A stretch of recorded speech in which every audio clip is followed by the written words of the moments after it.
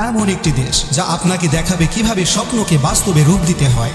একটি ছোট গরিব দেশ আজ কি করে এতটা উন্নত হলো, কিভাবে আজ তারা শান্তি, সমৃদ্ধি আর জীবনমানে সবার শীর্ষে পৌঁছালো। এই ভিডিওতে আমরা জানব সিঙ্গাপুরের শিল্প, অর্থনীতি, শান্তি ও উন্নয়ন থেকে শুরু করে জীবনযাত্রার সকল কিছু। ছোট দেশ হলেও সিঙ্গাপুর বিশ্বের তৃতীয় ঘনবসতিপূর্ণ উন্নত রাষ্ট্র। সিঙ্গাপুরের নাগরিকদের সাধারণভাবে সিঙ্গাপুরিয়ান নামে ডাকা হয়। উইকিপিডিয়ার তথ্য অনুযায়ী 2025 সালে সিঙ্গাপুরের মোট জনসংখ্যা প্রায় 60,40,000-এর মতো, যেখানে প্রতি বর্গ কিলোমিটারে প্রায় 8,117 জনেরও বেশি মানুষ বসবাস করে। এদের মধ্যে প্রায় 76% চাইনিজ, 15% মালয়, 7% ভারতীয় এবং বাকি অংশ অন্যান্য জাতিগোষ্ঠী বসবাস করে। চাইনিজ জনসংখ্যায় সবচেয়ে বেশি ও বৌদ্ধ ধর্মের অনুসারী। মান্ডারিন চাইনিজ ভাষা হলো তাদের মধ্যে যোগাযোগের প্রধান মাধ্যম, যাদের বেশিরভাগই অর্থনীতি ও ব্যবসায়ের প্রধান ভূমিকা পালন করে থাকে।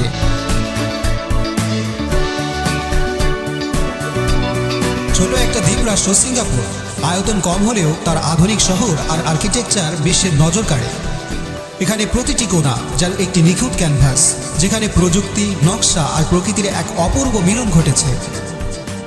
আকর্ষণীয় এবং দর্শনীয় স্থাপনাগুলোর মধ্যে উল্লেখযোগ্য কয়েকটি হল মেরিনা বে স্যান্ডস, 3টি উঁচু টাওয়ার এবং তাদের শীর্ষে বিশাল স্কাই পার্ক। দিনের আলোতে যেন শহরের সৌন্দর্যকে আরও উজ্জ্বল করে তোলে, আর রাতে হাজারো আলো জ্বলে ওঠে, যা পুরো স্কাইলাইনকে এক চমৎকার ক্যানভাসে রূপান্তরিত করে।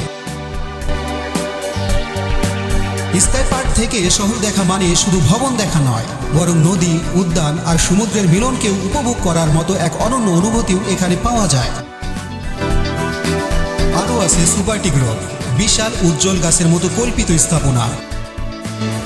দিনের বেলায় সূর্যের আলোতে সোনালি আভা ছড়ায়, আর রাতে লাইট শো এর সময় পুরো গ্রুপ জ্বলে ওঠে ঝলমলে আলোয়। এটি শুধু সৌন্দর্য নয়, পরিবেশ বান্ধব। সৌরশক্তি সংগ্রহ করে বিদ্যুৎ উৎপাদন করে এবং বৃষ্টির পানি সংরক্ষণও করে থাকে। এই স্ট্রাকচারগুলো দেখলে বোঝা যায় কিভাবে প্রযুক্তি ও প্রকৃতি একে অপরের সঙ্গে সমন্বয় করে শহরকে জীবনময় করে তুলতে পারে। বোটানিক্যাল গার্ডেন শহরের প্রাণকেন্দ্রে একটি সবুজ নিসর্গ। এখানে হালকা পথ ধরে হাঁটতে হাঁটতে মনে হয় শহরের গতি, শব্দ আর আলো সব মিলেমিশে প্রকৃতির সঙ্গে এক চমৎকার সঙ্গীত তৈরি করেছে।